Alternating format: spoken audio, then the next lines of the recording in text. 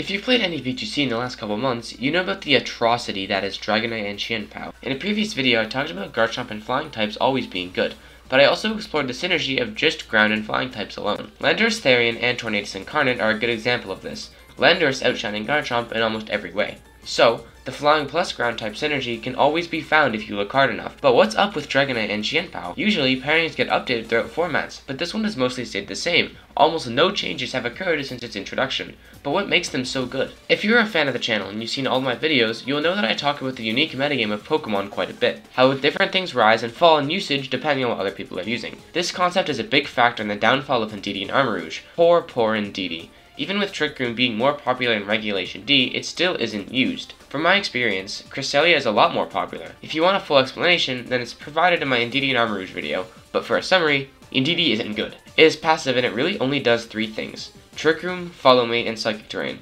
Follow Me is valuable, sure, but what do you need to redirect? In Series 1 and 2, you could redirect Hydreigon, Draco Meteors, and other powerful attacks of that nature, but usually in Regulation D, you're forced to Terra anyway if you use Armarouge. But how does this all tie into Dragonite and Chien? Well, I'll tell you. Due to the limited viable counterplay options, it is easy to play around the weaknesses of Dragonite and Chien. Sure, Indeedee has Psychic Terrain, but you can just Ice Spinner and remove the terrain. Farigiraf has Armor Tail. Well, first of all, nobody uses Farigiraf, and second, you can just not lead Dragonite and Chien and kill Farigiraf with anything else. If played correctly, the team is unstoppable. Okay, so Dragonite and Chien are very good, but why isn't it getting updated like Talonchomp? Well, to put it simply, nothing else can fill the same role that Dragonite does. In order for something to surpass Dragonite, it needs to have a high physical attack, have access to the move Extreme Speed, be bulky enough to take some hits, and be able to support Chien with its other moves. The Pokemon that can even learn Extreme Speed are Dragonite, of course, Arceus, Rayquaza, Regieleki, Hisuian Arcanine, Lucario, Cantonian Arcanine, and Dratini and Dragonair. Out of these 9 Pokemon, 7 of them are legal for competitive play, and you'd only consider 3 for serious competitive play. And only 1 of them has the defensive capabilities and a high enough attack stat. In other words, Dragonite is one of a kind.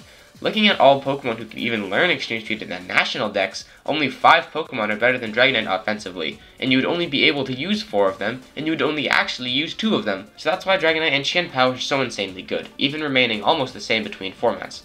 Thank you all for watching, and if you enjoyed, subscribe. It tells me you like these kind of videos and encourages me to make more. Anyway, I'll see you in the next one. Bye.